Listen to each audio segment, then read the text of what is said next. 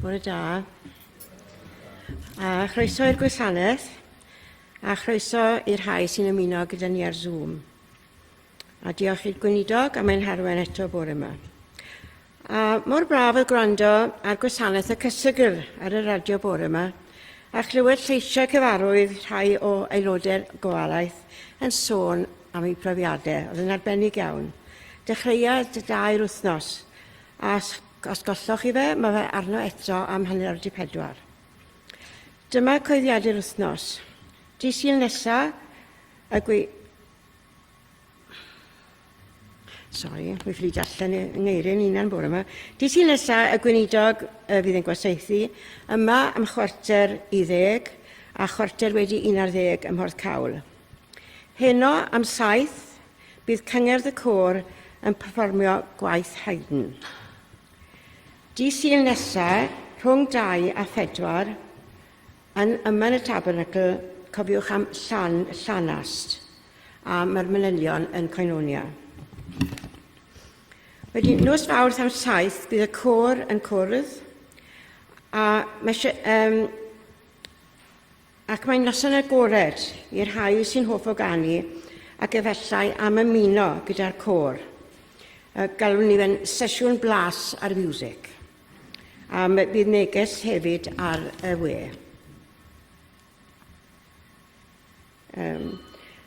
A chroeso i bawb i gael paned yn y neuadd ar ôl y gwasanaeth. Fe wneud y casgliad nawr. Diolch. O Dduw, ni meddwl a sanctau, derbyn y rhoddion hyn i waith eglwys ti. Ac oedd hi derbyn o dan i gofyn i ti derbyn i na hefyd yn yr un modd, gan fod yn gofyn hyn o'r sy'n enw ac yn hyddiant yn happiness i Grist. Amen. Bore da. Yn hyfryd gael eich cwmni chi. Wythnos yma, mi fydd yr urdd wrth gwrs yn rhannu neges heddwch ac ewyllus da. Ac dwi am ddefnyddio y neges yna ar yn cyfar ni y bore yma fel rhan o'n myfyrdod. Ond dwi am gychwyn gyda Salm 96. Canwch i'r arglwydd gan newydd. Canwch i'r arglwydd yr holl ddaear. Canwch i'r arglwydd, bendithiwch ei enw. Cyhoeddwch ei achawdwriaeth o ddydd i ddydd. Dywedwch am ei ogoniant ymysg y bobloedd, ac am ei ryfeddodau ymysg yr holl genhedloedd. Oherwydd mawr yw'r arglwydd, a theilwng iawn o fawl. Yma ei wofni'n fwy na'r holl ddiwiau. Ei lunod yw holl ddiwiau'r bobloedd, ond yr arglwydd a wnaeth y nefoedd. Yma ei anrhydedd a mawredd o'i flaen, nerth a gogoniant yn ei gysegr. Rhowch i'r arglwydd dylwytha'r cenedloedd, rhowch i'r arglwydd anrhydedd a nerth. Rhowch i'r arglwydd anrhydedd ei enw. Dygwch offrwm a dewch i'w gynteddoedd. Ymgrymwch i'r arglwydd yn ysblander ei sancteiddrwydd. Crynwch o'i flaen yr holl ddaear. Dywedwch ymhlith y cenhedloedd y mae'r arglwydd yn frenin. Yn wir y mae'r byd yn sicr ac nis symudur. Bydd ef yn barnu'r bobloedd yn uniawn. Bydde denefoedd yn llawen a gorfoleddau dy ddeiar, rhied y môr a'r cyfan sydd ynddo. Llawen yched y maes a phopeth sydd ynddo. Yna bydd holl brena'r goedwig yn canu'n llawen, oherwydd y mae'n dod i farnu'r ddeiar. Bydd yn barnu'r byd a chyfiawnder a'r bobloedd o'i wirionedd. Mae gydwch chi ni droi at Emyr Rhif 831 o arglwydd gwna'n ni'n ffyddlon i gydyddyn ym mhob gwlad, a'n gweddi ddwys fan gyson am fron heb ddig na brad, en yner yn omgariad, yn awr yma y more'r daith, i estyn balm Gilead i deulu'r clwyf a'r graith. Ac yn y blaen, 831.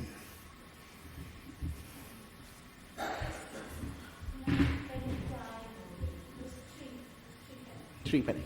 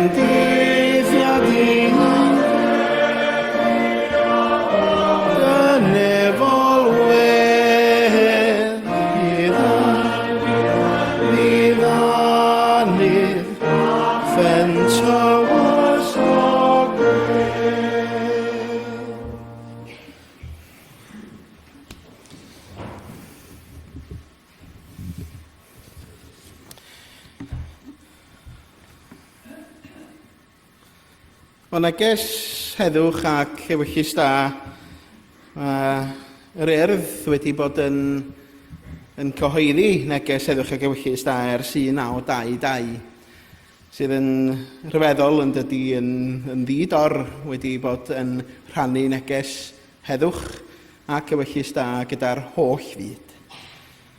Ac y cychwynnodd hynny,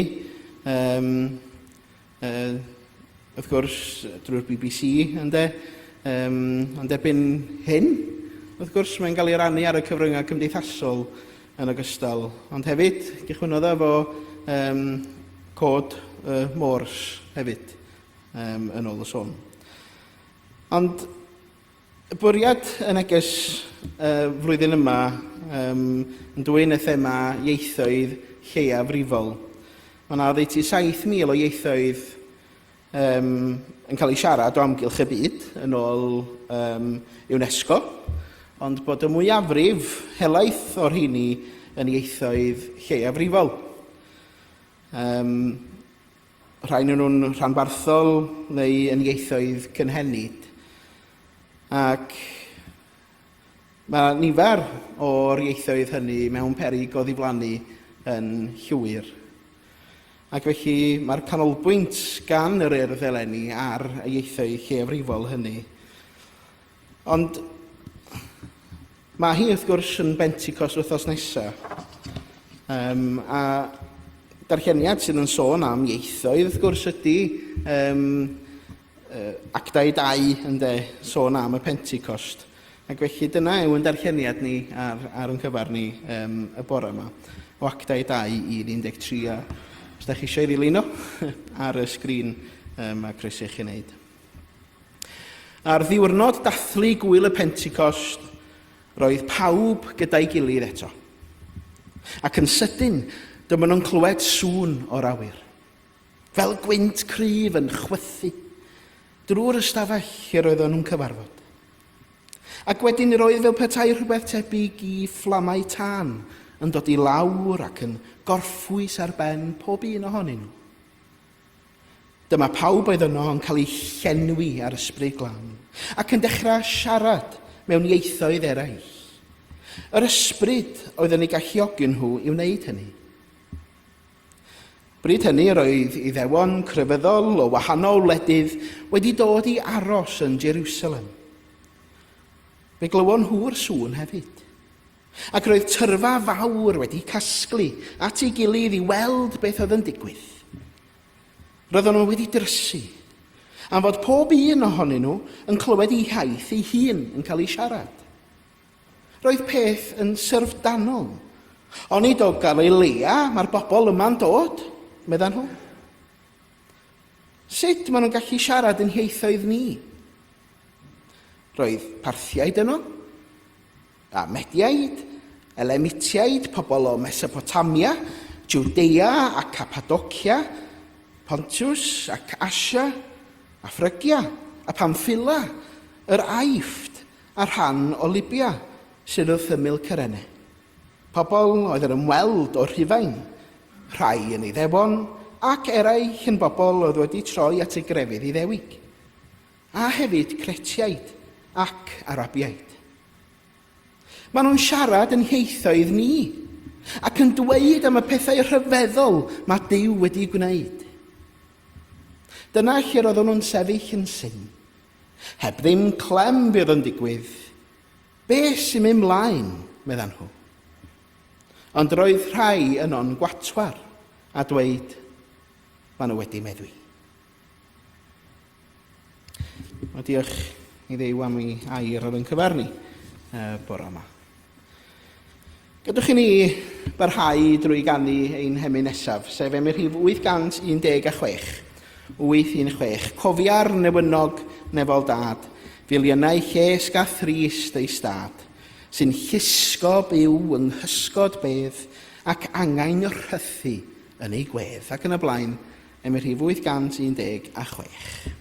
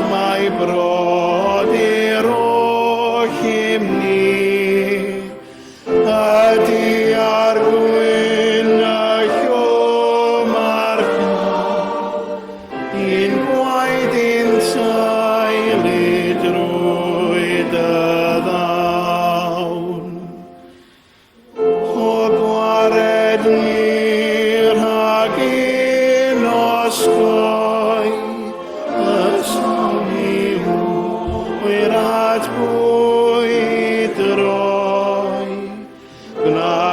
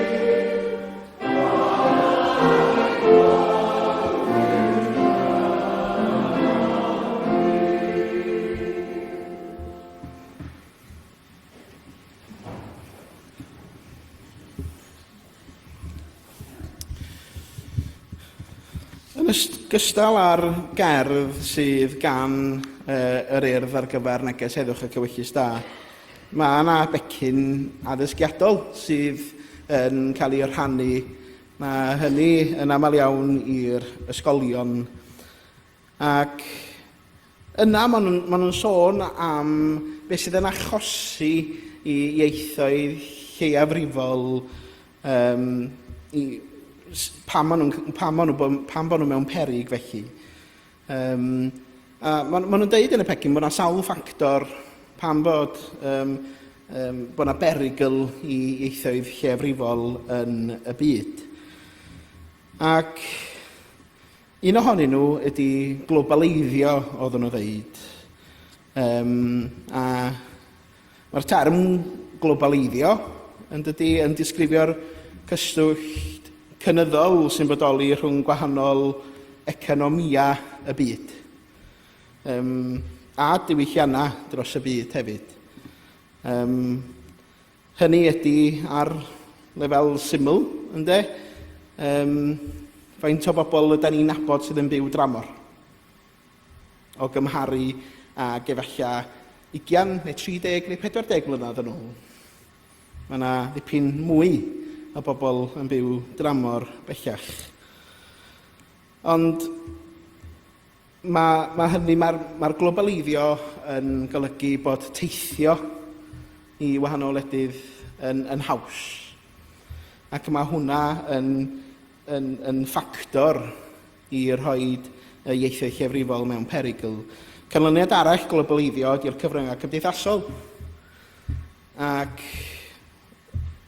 maen nhw'n deud bod y cyfryngau cymdeithasol bellach yn bentref byd eang. Right?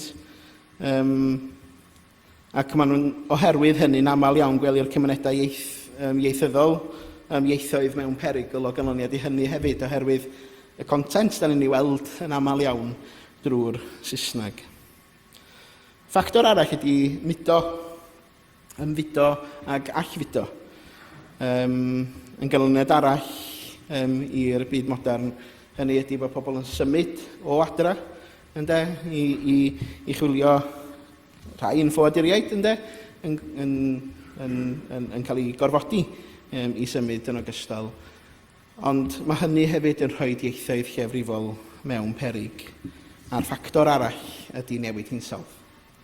Dwi'n cofio pan o'n i'n papa gyn i newydd, mae'r eglwys yn fanna, mae gennyn nhw wahanol fathau eglwysi. Mae gennyn nhw eglwysi, rhywbeth sy'n cael ei alw'n language churches, eglwysi ieithyddol. A be ydy hynna yn benodol ydy, mae yna dros 850 o ieithoedd gwahanol yn papa gyn i newydd. Right? Nifer ohonyn nhw'n ieithoedd llefrifol, ond pam mae yna ddipyn o ynysoedd hefyd yn perthyn i papa gyn i newydd. A pan mae'r lefela'r môr yn codi, mae'r ieithoedd sydd yn gwbl unigryw i'r ynysoedd hynny. Mae'r gymuned cyfan, wrth gwrs, mewn peryg. Mae'r gymuned yn gorfod symud o'r ynysoedd hynny i'r tir mawr felly. Ac o ganlyniad i hynny, beth sydd yn digwydd ydy mae'r bobl ar wasgar. Dydy'r iaith ddim yn cael ei siarad fel tasa hi'n cael ar yr ynys yn wreiddiol. Ond be mae'r eglwysi iaith neu eglwysi ieithyddol yn ei wneud ydy trio cadw yr iaith hwnnw a'i chyfnodi hi yn ogystal. Ond y symud ynde, pobl yn symud sydd yn aml yn rhoi ieithoedd llefrifol mewn perygl. Ond dwi'n ddarllen y gerdd i chi. Dydy y fideo ddim ar gael eto, oherwydd mai 18 mae'r fideo yn dod allan. Ond dyma hi. Pam trafferthu? Waith ti heb? Beth yw'r och? Pam trafferthu? Gan mai hon yw iaith pen draw'r cof. Iaith fy mabinogi, iaith sy'n rhan ohonom ni. Iaith sy'n rhoi ystyr i bob darn o dir. Iaith sy'n orffennol, presennol a dyfodol. Waith mi heb, ond dyma iaith cymuned. Iaith perthyn, iaith balchder. Iaith crio chwerthin. Iaith rantio, iaith synwyr amalu awyr. Iaith ti ddim ar ben dy hun. Beth yw'r och? Mae och am iaith sy'n lliwio ymenydd a llenwi enaid, sy'n dychmygu neu hangach yn garedicach, sy'n dymchwel waliau, sy'n fyd o bosibiliadau.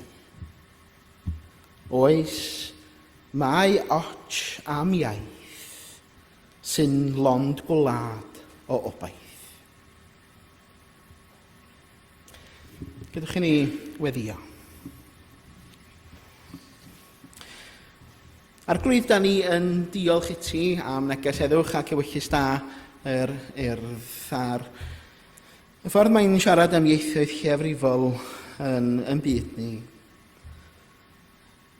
Ia, mae och am iaith sy'n lond gwlad o obaith ydy'r geiriau. Ond da ni'n diolch i ti, Arglwydd, am yn iaith ni, am ieithoedd y byd. Yr hyn da ni wedi gael yn rodd ganddo ti. Ond wrth feddwl am heddwch ac ewyllus da, da ni'n dod ger dy fron yn ceisio dy heddwch sanctaidd di. Gad i'ch dangnefedd lifo trwy'n meddyliau ein cartrefi a'n cymunedau. Pan fo dicter, dŵg dosturi. Pan fo ofn, dŵg obaith. A pan fo rhaniad, dŵg undod. Rhoi ni galonau llawn ewyllus da. Calonau sydd yn madda yn rhwydd, sy'n caru yn ddiffiant, ac sy'n gwasanaethu eraill gyda gostyngeidrwydd a gras.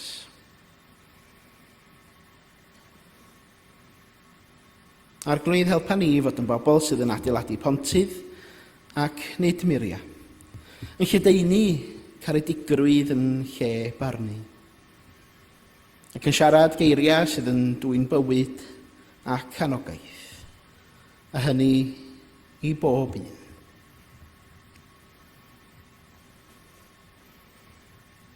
Arglwydd, bendithio rhai sydd yn flaenedig, y rhai sydd yn unig, yn bryderus, neu mewn gweiledd, boed iddynt deimlo cynhesrwydd dy bresenoldeb a chysur dy gariad trygwyddol.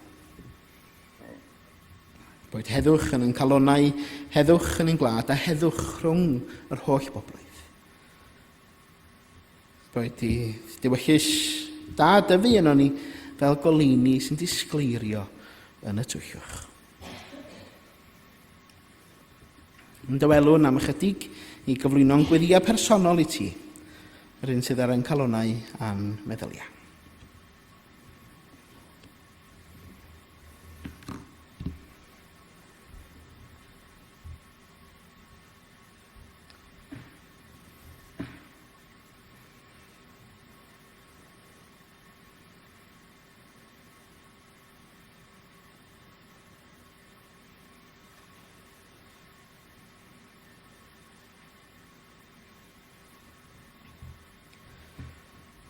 O ddiwyntad cliw ein gweddi ni felly, gan yn bod ni'n gofyn hwnnw yn enw ac yn heiddiant yn harglwydd Iesu Grist, yr un a'n dysgodd i weddio i ddweud gyda'n gilydd. Ein tad, rhwng yr wyt yn y nefoedd, sancteiddiau'r denw, deled y deyrnas, neler dewyllus, megis yn y nef, felly ar y ddeiar hefyd. Dyro i ni heddiw ein bare benyddiol, a madda i ni ein dyledion, fel y meddyliwn unau hi'n dyledwyr. Ac nac arwain ni i brofedigaeth, eithir gwared ni rhag y drwg, gan ei seiddo ti yw'r deyrnas, a'r nerth, a'r gogoniant, yn oes oesoedd. Amen. O gadwch chi ni ganu ein hymyn nesaf, sef emyn rhif 832. 832. Disg i mi garu Cymru, ei thir a'i brywydd mwyn, rho help i'n fod yn ffyddlon bob amser ei mwyn.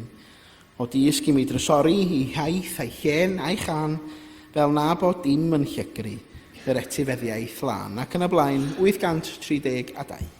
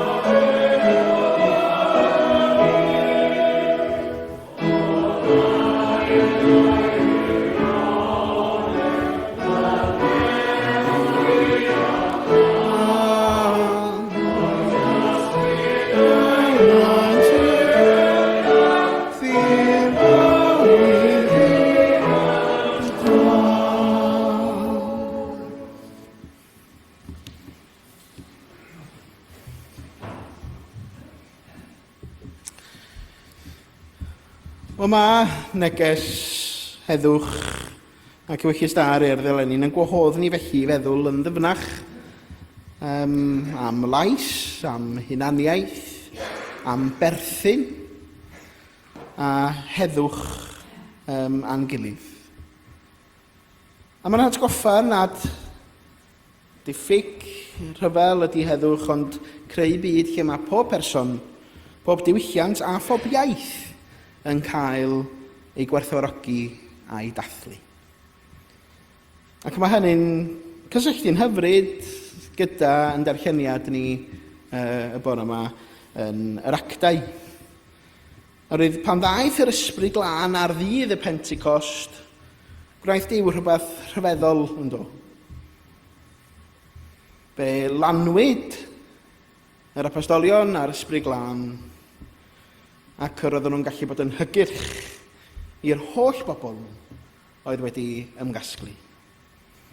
Yn siarad yr un iaith â nhw. Yn siarad yr un iaith a phawb oedd o'n cwmpas.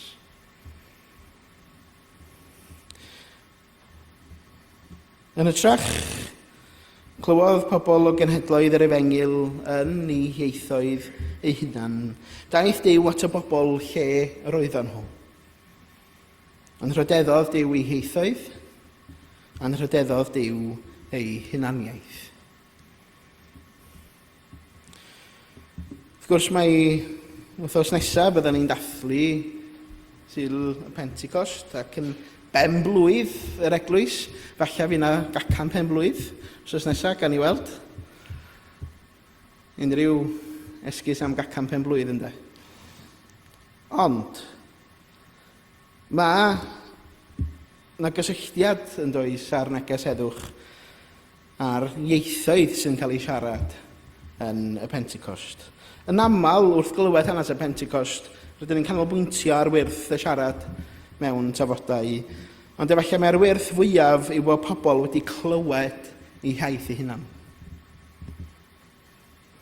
Maen nhw'n rhestru'n dydy Parthiaid a Mediaid ac Elamitiaid, Mesopotamia, Araifft, Libia, Rhufain, pobl o bob man wedi dod i Jerusalem ar gyfer, wrth gwrs, y dathlu.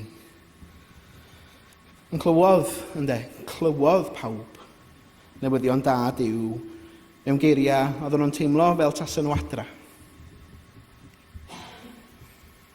Nid dileu gwahaniaethau mae'r Ysbryd Glân, ond dathlu amrywiaeth. Am hynny'n bwysig heddiw, yn fwy nac erioed. Oherwydd mae ieithoedd lleafrifol yn aml dan bwysau. Ledled y byd, mae ieithoedd yn diflannu bob blwyddyn. A phan mae iaith yn diflannu, mae yna rhywbeth gwerthfawr yn diflannu gyda chi.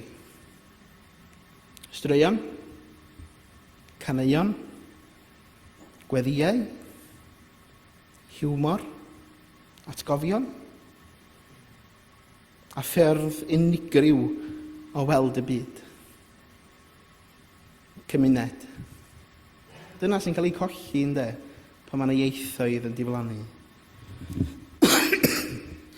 Mae iaith yn fwy na ffordd o gyfathrebu. A da ni'n gwybod hynna'n fwy na neb yn dydan fel Gymraeg. Mae iaith yn golygu bod ni'n perthyn. I ni yng Nghymru mae hynny'n wirioneddol personol iawn. Mae'r Gymraeg yn dydy wedi goroesi cenedlaethau o bwysau, o ragfarn hefyd. A bu adega pan ddywedodd nad oedd dyfodol i'r Gymraeg. Ond yma hi'n dal i ganu. Mae'n canu yn y capeli, yn ysgolion, yn canu mewn cartrefi, yn cael ei canu trwy waith yr urdd yn ogystal. Dathlu, ynde. Dathlu. Oherwydd mae ieithoedd lleafrifol yn atgoffa'r byd na Duw wedi creu pawb i swnio yr un fath a'i gilydd. Mae Duw yn ymhyfrydu mewn amrywiaeth. Nid yw teyrnas Dduw yn unrhyw, ond yn hytrach yn llawer o leisiau wedi plethu at ei gilydd. Mae neges i'r urdd yn sôn a heddwch yn golygu i wneud lle hefyd yn dydy. Nid i oddef yn unig, ond i greu gwir heddwch. A mae gwir heddwch yn golygu gwneud lle i'n gilydd. Mae'n golygu gwrando, mae'n golygu gwrthod gwawdio, neu ddiystyru iaith, neu ddiwylliant rhywun arall. Mae'n golygu cydnabod bod lleisiau pawb yn bwysig. A mae hanes y Pentecost yn dysgu ni nad yw Duw yn mynnu unffurfiaeth cyn cynnig gras. Yn ytrach mae Duw yn cyrraedd pobl yn iaith eu calon, a dylai hynny herio'r eglwys heddiw. Ydyn ni'n gwrando ar leisiau'r ymylon heddiw? Ydyn ni'n gwneud lle i bobl sydd â chefndir neu iaith wahanol?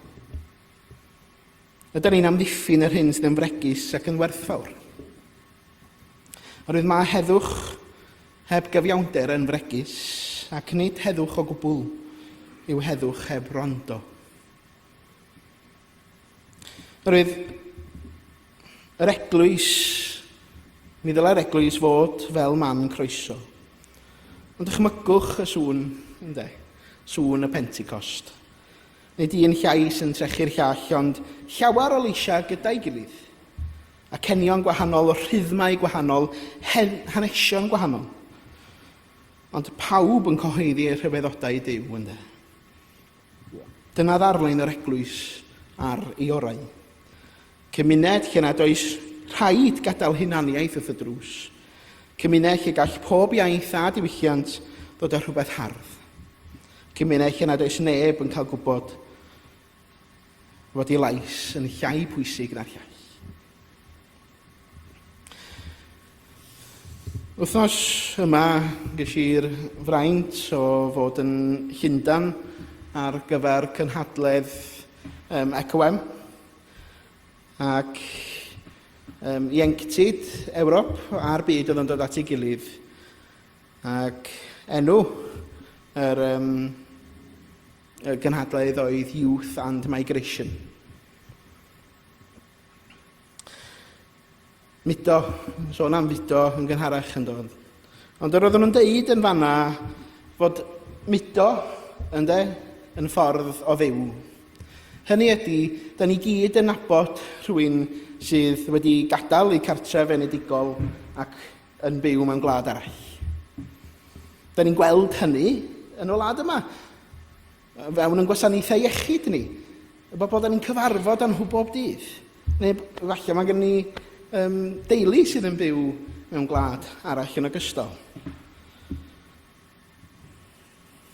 Chi'n gwybod, mae cymunedau bellach mae mudo wedi wau mewn i ffabrig yn cymdeithas ni. Ac dyna pam oedden nhw'n galw hyn yn y gynhadledd yn ffordd o fyw. I rai ffoduriaid ac eisiau lloches, mae reality cyrraedd unrhyw fan o ddiogelwch yn dod gyda'i her yn ogystal. A'r cwestiwn yna, a fydd yna groeso i mi pan bod dwi'n cyrraedd? Braint o cael mynd draw i Luton hefyd dydd Merchar i ymweld ag elusen grassroots. A gychwynodd yn 1991. Ac bwriad yr elusen yma oedd i ddod â phobl ffydd at ei gilydd yn cydweithio â chymunedau ffydd yn ogystal a'r cyngor i sefyll yn erbyn y narratif, yn erbyn y dde eithafol felly. Yn Luton dros 10 mlynedd yn ôl, mi roedd yna orymdaeth o'r enw yr EDL, sef yr English Defence League. Ac pobl fel Tommy Robinson yn ei chanol hi. Ac roedd, so ti'n mynd draw i'r llun nesaf, Jimmy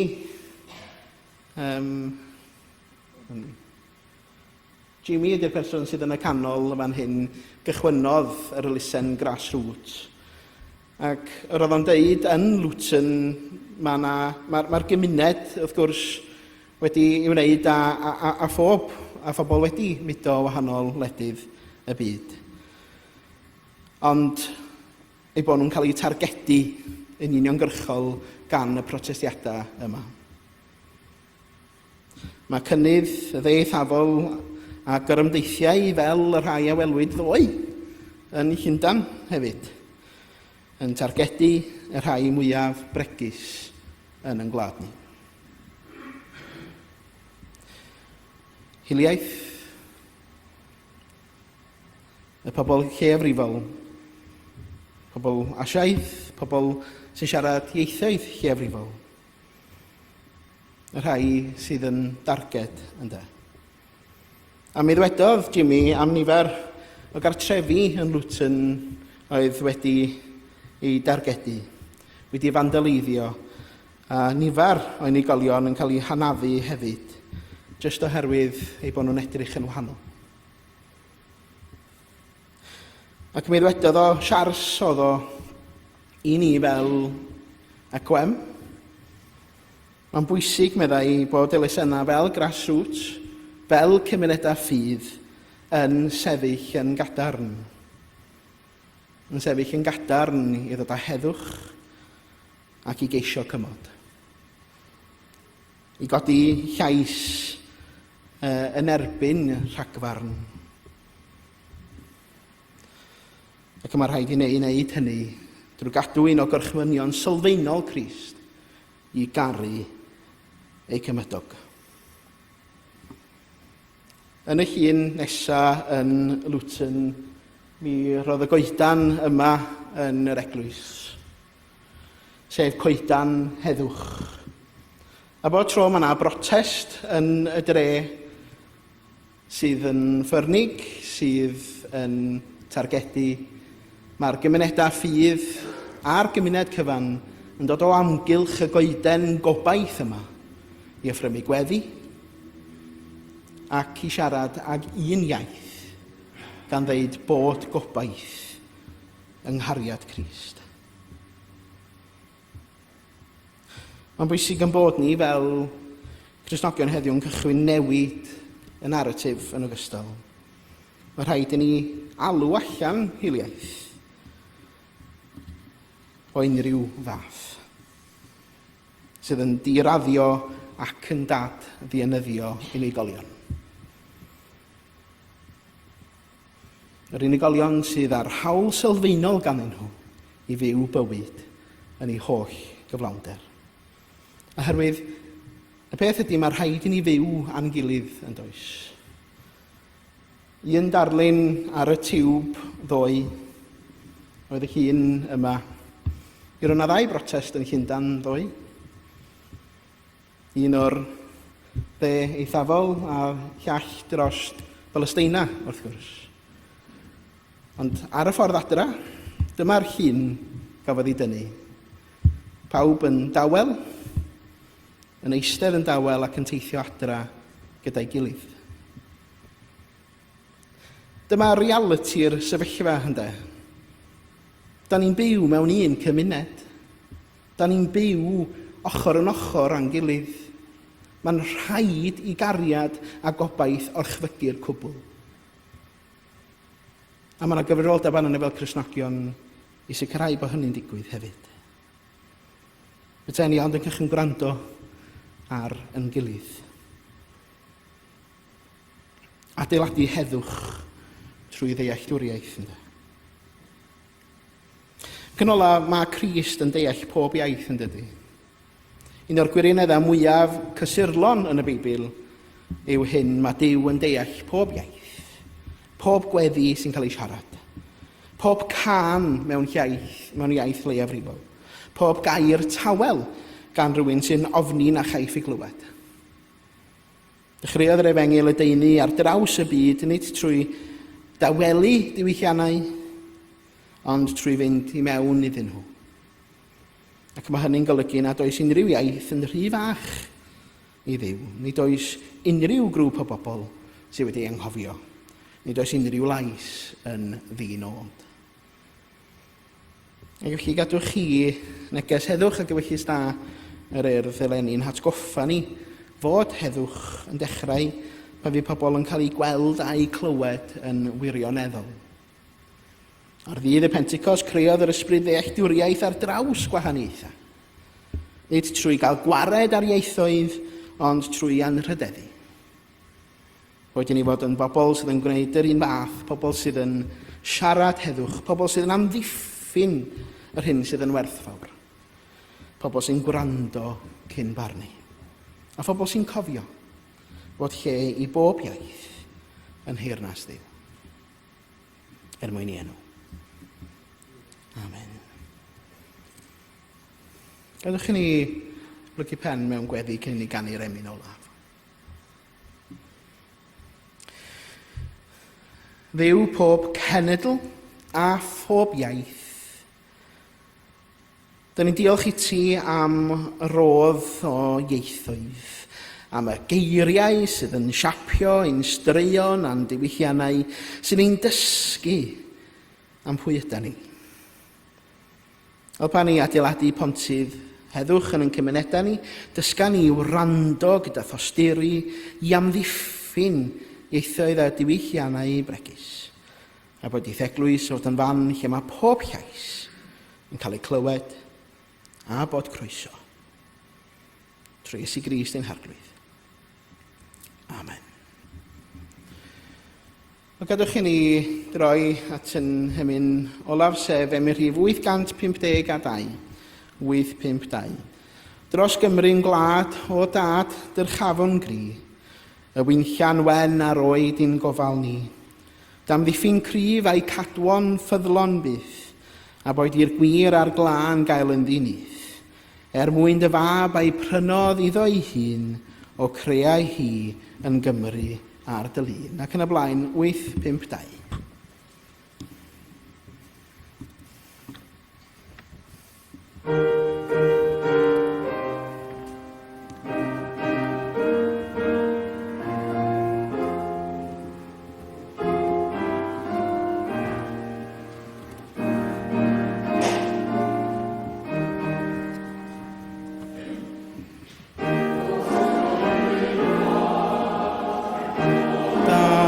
Dyrchafon gri,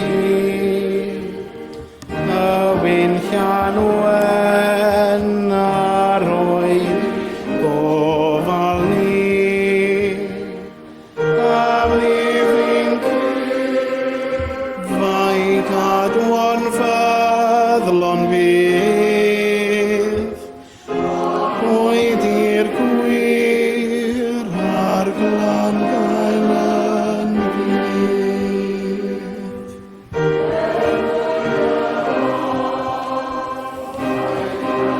modd iddo ei hun o crea hi yn Gymru a'r dylun. O dyedydd pan fo a welon Duw yn chwythu eto dros ein rwai gwyw a'r cryndir Crast yn yr o dydd nerddi Crist yn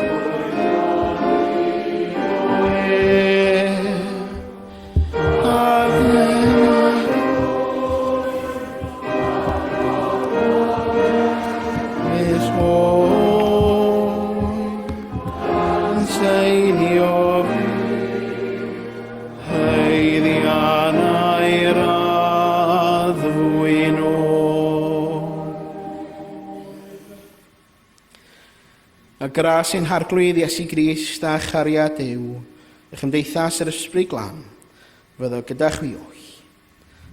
Amen.